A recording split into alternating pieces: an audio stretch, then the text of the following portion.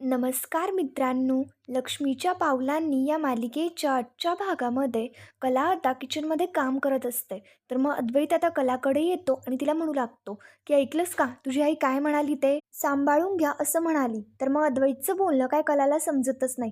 तर कला विचारत असते, म्हणजे काय म्हणायचंय तुला? याच्यावरती आता अद्वैत म्हणू लागतो, त्या मला म्हणाल्या की तुला सांभाळून घे. अजून किती सांभाळून घ्यायचं तुला? बघ ना, तुझ्या आईने जर तुझ्या सासरी तुला असं अस्तव्यस्त आवरताना बघितलं, तर त्यांना किती वाईट वाटेल.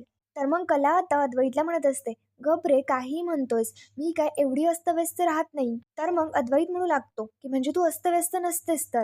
मग माझ्या बेडरूममध्ये पसारा कोण करतं? ज्या बेडवरती तू झोपतेस त्या बेडवरची चादर चुरगळलेली नसते का?" कला आता अद्वैतला म्हणत असते, "चांदेकर त्यात एवढं काय? जरा हळू बोला, ती ऐकेल." पण मात्र अद्वैत कलाला चिडवून देण्याचा प्रयत्न करत असतो आणि हसत कलाला म्हणत असतो, "अगं मी हळूच बोलतोय गं, पण तुला खूप टेन्शन आलंय का?" कला म्हणत असते, "म्हणजे जसं काही तुला काही टेन्शन आलंच नाही." अद्वैतचं आता कलाला म्हणणं असतं, की "मी टेन्शन घेतच नाही, मी फक्त टेन्शन देत असतो." पण तुझं तसं नाहीये ना. इतर वेळी माझ्याच घरामध्ये राहणाऱ्या खरेचं आज गुरगुरणारं मांजर झालंय. मी तर उलट विचार करत होतो, की या अति आगाऊचा अति आगाऊपणा कधी कमी होईल. माझ्या तर ही गोष्ट लक्षातच येत नव्हती, पण आत्ता लक्षात आलं. किती चांगलं सोल्युशन आहे ना. आता तुझी आई आली आहे ना, माझ्याच घरामध्ये राहून मला जो काही त्रास देतेस ना, तो सगळं आता एक्सपोज होणार. तुझा असा चेहरा ना मी कधीच बघितलं नव्हतं आणि मला तुला ना असाच बघायला आवडतं. तर मग कलाला तर खूपच टेन्शन आलेलं असतं. कला शांतपणे आता अद्वैतला म्हणते, "चांदेकर गप्प बसणार आहे. खरं तर आलंय मला खूप टेन्शन."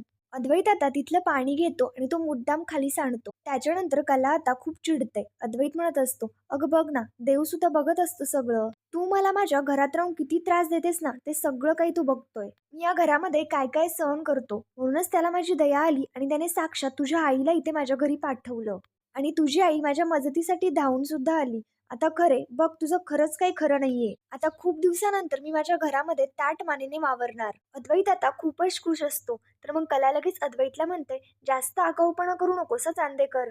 तू काय मला कमी त्रास नाही देतेस हा?" अद्वैत लगेच कलाला चिडवत म्हणतो, "अरे देवा, म्हणजे तुझा आवाज चक्क कापतोय. बघ ना खरे, किती घाबरलीयस तू." कला आता अद्वैतला म्हणू लागते, "गप बस रे, आता मी एवढी काही वाईट नाही वागत आहे तुझ्याशी." अद्वैत आता म्हणत असतो, "तू आता शांतच बस. केवढं वाईट वागते ना ते आता त्या ठरवतील. तू नको आता टेन्शन घेऊस." अद्वैत आता पाणी पितो आणि त्याच्यानंतर हॉलमध्ये निघून जातो. तर मग आता कला सुद्धा लगेच अद्वैतच्या मागे येते. मग तेवढ्यात अद्वैत येताच लगेच संगीताला विचारतो, की "मिसेस खरे, तुमची झोपण्याची व्यवस्था झाली का?" संगीता काही बोलणार तेवढ्यातच लगेच आता इकडे रोहिणी बोलू लागते, "अरे अद्वैत, तू व्यवस्थेचं काय विचारतोयस? स्टोर रूम मध्ये राहतील की त्या?" त्याच्यानंतर रोहिणी लगेच आनंदला आवाज देऊन बोलवून घेते आणि त्याला सांगते, की "मिसेस खरेंना राहण्यासाठी स्टोर रूम साफ कर." पण मात्र आनंद म्हणतो, की "तिकडं सगळं सामान भरून ठेवलंय आणि आता ती कधी उघडायची नाही असं आबासाहेबांनी सांगितलंय." आबा आता म्हणू लागतात, "हो, मी सांगितलं होतं, पण मात्र ती खोली मोकळी जरी असली ना तरी सुद्धा तिथे विहीनबाई नाही झोपणार." आनंद, आता तू एक काम कर, आपली पाहुण्यांची खोली ना ती तयार कर. पण मात्र आनंद असं म्हणत असतो, की तिथे आत्ताच पेस्ट कंट्रोल केलंय आणि तिथे खूप वास येतोय. आणि मग त्याच्यानंतर आनंद तिकडनं निघून जातो. इकडे रोहिणी आता म्हणू लागते, "एवढा विचार करण्याची काय गरज आहे? नैनाची काळजी घेण्यासाठी आल्यात ना मिसेस खरे, मग तिच्याच रूममध्ये राहतील त्या." पण मात्र नैनाला हे सगळं मान्य नसतं. नैना आता लगेच नाकडोळे मुरडते. पण मात्र तेवढ्यात लगेच रजनी म्हणते, "अहो पण मग राहुल कुठे झोपणार?" रोहिणी आता म्हणते, "राहुल माझ्या रूममध्ये शिफ्ट होईल. इट्स ओके, मी ॲडजस्ट करून घेईल." तर मग आता इकडे नैना लगेच म्हणते, "जर मम्मा माझ्याच खोलीमध्ये झोपली तर मी काय करणार आहे?" "नाही, नाही, मला आता काहीतरी करायलाच हवं." नैना बोलणार तेवढ्यातच लगेच आता आबा बोलतात, "नैना गरोदर आहे, तिला तिच्या नवऱ्याबरोबरच राहू दे. जर काही लागलं सवरलं तर नवरा जवळ असला की बरं पडतं." तर मग आता नैना सुद्धा लगेच म्हणू लागते, की "थँक्यू आबा, मला समजून घेतल्याबद्दल. खरं तर ना राहुल आसपास असण्याची ना मला खूप सवय झाली आहे आणि मग आमची खोली, आमचा कम्फर्ट मला मिस नाही करायचा आहे." मग आता त्याच्यानंतर रोहिणी म्हणते, "मग ठीक आहे, तर सोहमच्या रूममध्ये झोपतील." तर मग रजनी लगेच आता बोलते, "त्या सोहमच्या रूममध्ये झोपल्यानंतर सोहम कुठे झोपणार?" एक एक करत आता खूप मोठा प्रश्न पुढे येत असतो. तर मग रोहिणी आता लगेच बोलते, "सरोज वहिनी, तू तुझ्या रूममध्ये एकटीच असते ना, तर मग मिसेस खरेंना तुझ्या रूममध्येच झोपू दे." तर मग हे ऐकल्यानंतर सरोज आता लगेच रोहिणीवरती चिडत म्हणते, "रोहिणी, काही तू वेडी आहेस का? काही काय बोलतीयेस?" रोहिणी आता म्हणू लागते, "अगं त्या तुझ्या विहीनबाई आहे ना, मग त्यात प्रॉब्लेम काय?" तेवढ्यात लगेच आबा बोलतात, की "रोहिणी, त्या तुझ्या सुद्धा विहीनबाई आहेत. नैनाच सून आहे तुझी. तुला माहिती आहे ना, त्या जर तुझ्या खोलीत झोपल्या तर आबा आता पुढे काय बोलणार तेवढ्यातच लगेच रोहिणी लगेच म्हणते, "मिसेस खरे तुम्ही सकाळी किती वाजता उठता?" संगीता म्हणते की 5 वाजता. याच्यावरती रोहिणी म्हणते, "मग बेस्ट आहे. मिसेस खरे तुम्ही आमच्या किचनमध्ये झोपा, कारण आमच्या ब्रेकफास्टची तयारी 6 वाजल्यापासून सुरू होते. आमचं किचनमध्ये अगदी छोटीशी जागा आहे, त्याच्यामुळे तुम्हाला तशी झोपायची सवय असेल." इकडे आता आबा रोहिणीला म्हणतात, "काय गं, आता तू राहुलला तुझ्या खोलीमध्ये ॲडजस्ट करायला तयार होतीस ना, आता विहीनबाई तुझ्याच खोलीमध्ये झोपणार." पण मात्र रोहिणी लगेच स्पष्टपणे नाही म्हणून टाकते. आबा आता रोहिणीला सांगून टाकतात की नाही, मी सांगितलं ना तसंच होणार. विहीनबाई तुझ्याच खोलीमध्ये झोपणार. तुला जमत असेल तर ठीक, नाहीतर तू दुसऱ्या कुठल्या एखाद्या खोलीमध्ये जाऊन झोप. आबा आता संगीताला विचारत असतात की तुमचं काही म्हणणं नाहीये ना याच्यावरती? तर संगीता बोलू लागते, फक्त रात्रीचाच तर प्रश्न आहे. दिवसभर कामामध्येच जाईल. पण मात्र त्यांचं जर म्हणणं नाही असेल ना तर राहू दे. मी काय कुठं बी राहील. इकडे आता रोहिणी लगेच स्वतःशीच विचार करत म्हणते, डॅडने माझा डाव तर माझ्यावरतीच उलटवला. मला अडकवण्याचा प्रयत्न करताय काय?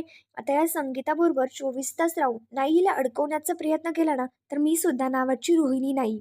तर रोहिणी लगेच आता संगीताला म्हणते, "बरं ठीक आहे, मला काहीच प्रॉब्लेम नाहीये. तुम्ही माझ्याच खोलीमध्ये झोपा." तर आबा आता रोहिणीला म्हणतात, "रोहिणी आता कशी बोलली बरं? आता तुला कळलं की घरात आलेल्या पाहुण्यांचा कसा मान राखायचा." त्याच्यानंतर आबा आता म्हणतात, की आपण सगळे जेवण करून घेऊयात आणि सगळे आता जेवणासाठी जेवणाच्या टेबलवरती जाऊन बसतात. त्यानंतर सगळ्यांच्या सगळ्या ठरलेल्या जागा असतात, त्याच्यामुळे जे ते त्याच्या त्याच्या खुर्चीवरती जाऊन बसतं. संगीताला जागाच राहत नाही, त्याच्यामुळे संगीता उभीच राहते. तर मग आता रजनी लगेच संगीताला म्हणते, "तुम्ही इथे येऊन बसा." पण मात्र संगीताचं म्हणणं असतं, की "मी कलेबरोबर मागणं खाईल." आता इकडे रजनी म्हणत असते, की "असं कसं? तुम्ही आमचे पाहुणे आहे आणि आम्ही तुमचा मान राखायलाच हवा." रजनी उठायला लागते, तर सरोज लगेच ओरडत म्हणते, "तुला उठण्याची काहीही गरज नाहीये. त्या बसतील की खाली?"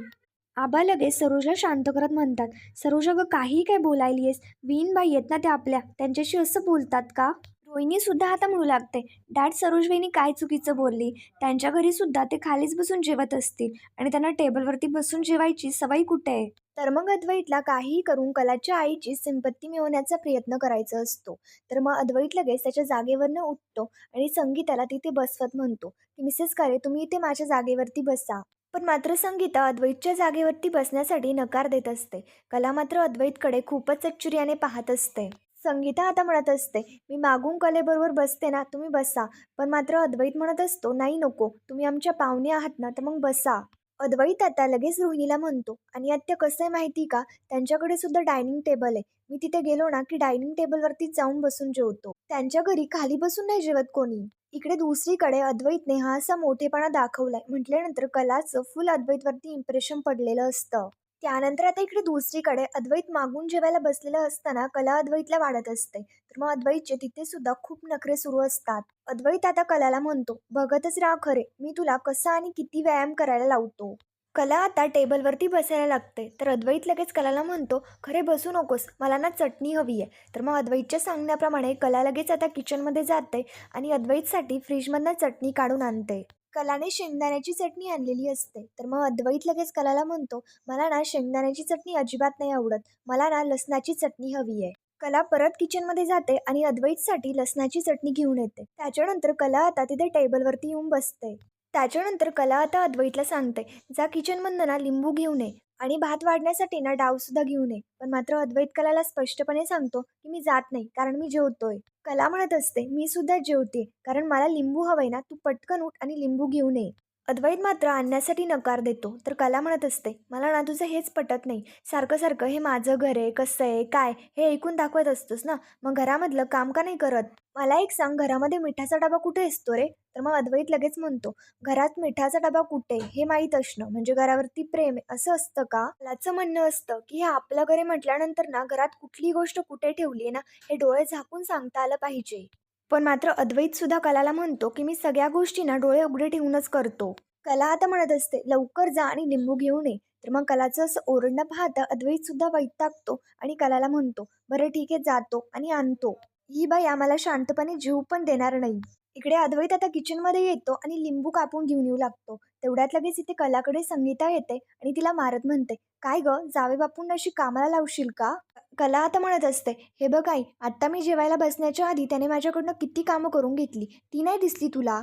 संगीता आता म्हणत असते, "अगं आपल्या माणसांसाठी कामं करायची असतात आणि त्यानेच माणसं जोडली जातात आणि कळतंय का तुला?" तर मग तेवढ्यात लगेच आता अद्वैत लिंबू घेऊन येतो. अद्वैत आता म्हणतो, "हे बघ लिंबू आणलाय, डाव आणलाय आणि एक्स्ट्रा चपातीसुद्धा आणली आहे." तर मग कला लगेच अद्वैतवरती ओरडत म्हणते, की "कशाला आणलीस? मला नको एक्स्ट्रा चपाती." कलाचं हे बोलणं पाहता संगीता लगेच तिला मारते आणि तिला म्हणते, "काय गं चाललंय तुझं हे? एवढं प्रेमाने आणलंय ना त्यांनी." अद्वैत आता लगेच भोळा चेहरा करत म्हणतो, "अगं तुला नको असेल ना तर मी घेऊन जातो. परत ही मला बोलून दाखवायची." संगीता आता लगेच अद्वैतला म्हणते, "जावई बापू तुम्ही अजिबात टेन्शन घेऊ नका. मी आली ना इथे बघा आता हिला कसं सुतासारखं सरळ करते. तुम्हाला काय हवं, काय नको ते मला ना हक्काने सांगायचं. काहीच संकोच नाही करायचा." आणि कलाला मारत म्हणत असते, "हे बघ, जर त्यांना काही सांगितलंस ना तर याद राख." संगीता आता तिकडे निघून जाते. तर अद्वैत लगेच हसत कलाला म्हणतो, की "हा तर फक्त ट्रेलर होता. माझ्याशी ना आता पंगा नाही घ्यायचा हां. आता माझी सगळ्यात स्ट्रॉंग सपोर्ट सिस्टम आली आहे. इथनं पुढे ना मी काहीही करू शकतो." कला आता अद्वैतच्या बोलण्यापुढे काहीच बोलत नाही. तर मग त्यानंतर आता इकडे दुसरीकडे इकडे संगीता आली. त्याच्यामुळे नैना खूपच टेन्शनमध्ये असते. राहुल आता तिला विचारत असतो, "तुझी आई आली ना, अजून टेन्शन वाढलंय." तर नैना आता म्हणते, "तेच ना, मम्मा आली ना म्हणून मला आणखी स्ट्रेस आलाय." राहुल आता नैनाला विचारत असतो, की "कसला स्ट्रेस आलाय तुला?" नैना आता म्हणू लागते, की "अरे हेच बघ ना, मम्मा आली आहे माझ्यासाठी आणि तिला कलाचं प्रचंड कौतुक आहे. म्हणजे ती सतत माझ्यासोबत असणार, म्हणजे माझ्या डोक्याशी सतत कला करत राहणार. आणि ती गोष्टीमुळे मला प्रचंड इरिटेट होणार." राहुल आता म्हणू लागतो, "काय फालतू गोष्टींचा स्ट्रेस घेतीयेस?" तेवढ्यात आता तिकडनं दाराशी रोहिणी येते आणि रोहिणी राहुल आणि नैना यांच्या दोघांचंही ते सगळं बोलणं ऐकत असते. नैना आता म्हणत असते, "राहुल तुला नाही कळणार. मी या घरची सून आहे. मी काय सफर करते, काय करते ना हे तुला नाही कळणार. आधीच कलाचं गुणगान गाण्यासाठी आबा कमी होते का? त्यात हा अजून स्ट्रेस." आता राहुल म्हणू लागतो, "आणि तुला कलापासून ना खूप सांभाळून राहावं लागेल." तेवढ्यात लगेच रोहिणी आतमध्ये येते आणि म्हणते, की "राहुल एकदम बरोबर बोलतोय. हे बघ नाही ना, तुला जरा जरी वाटलं ना तरी सुद्धा लक्षात ठेव, की गेम जरी पलटायला लागला ना तरी सुद्धा ही तुझी आई तुझ्यासाठी आली आहे. तुझ्या तिसऱ्या व्यक्तीसाठी नाही." रोहिणी आता स्वतःशीच म्हणते, "नैनाला ना प्रेग्नन्सीचं असं कारणच मिळालंय. ती आता स्वतःच्या आईला कसं रागावते ना हे बघायला मज्जाच येणार आहे." आणि रोहिणी आता तिकडनं निघून जाते. नैना आता स्वतःशीच म्हणू लागते, "या दोघांचा मला सगळ्या गोष्टीसाठी सपोर्ट आहे. पण मात्र माझी प्रेग्नन्सी ही मलाच सांभाळायची आहे. दिवसेंदिवस डोक्याला खूप ताण होऊन बसलाय. माझ्या मम्माला जरा जरी डाऊट आला ना तरीसुद्धा ती खूप मोठा तमाशा करेल."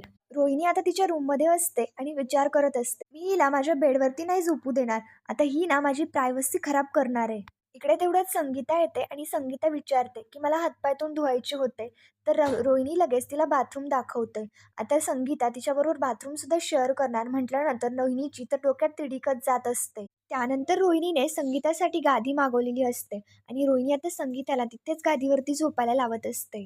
तर आता इकडे दुसरीकडे अद्वैत संगीता आली म्हटल्यानंतर कलाला बोलायचा एकही चान्स सोडत नसतो आणि तिला त्रास देण्याचा सुद्धा एकही चान्स सोडत नसतो.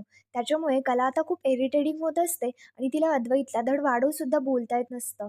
तर मित्रांनो, पुढील भागामध्ये आपण पाहणार आहोत, आता इकडे संगीता कला झोपली की नाही ते पाहण्यासाठी तिच्या रूममध्ये आलेली असते. पण मात्र संगीता पाहते की कला खाली झोपली आणि अद्वैत बेडवरती झोपलोय. त्याच्यानंतर आता सकाळी संगीताची कंबर आखडली असं संगीता नाटक करते.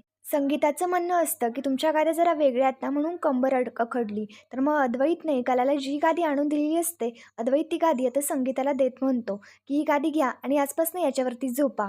सोहम म्हणतो, "ही तर गादी तू कलावहिनीला आणून दिली आहेस ना." पण मात्र अद्वैत कलाला म्हणत असतो, "तिचं ती करेल की मॅनेज." त्याच्यानंतर रात्री आता कलाला चटईवरती झोपायचं असतं आणि अद्वैत गादीवरती झोपत म्हणतो, "मला किती छान झोप लागणार आहे आज." कला चटईवरती झोपती हे काय अद्वैतला सहन नाही होत. अद्वैत आता कलाला वरती येऊन झोपायला लावतो आणि आता संगीताचा प्लॅन सक्सेसफुल झालेला असतो. कारण संगीताचा हाच तर प्लॅन असतो, की कला आणि अद्वैत यांच्या दोघांना एकत्र बेडवरती झोपायला लावायचं. तर मित्रांनो, पुढील भागांच्या डेली अपडेटसाठी आमच्या शिव मराठी या चॅनलला लगेच सबस्क्राईब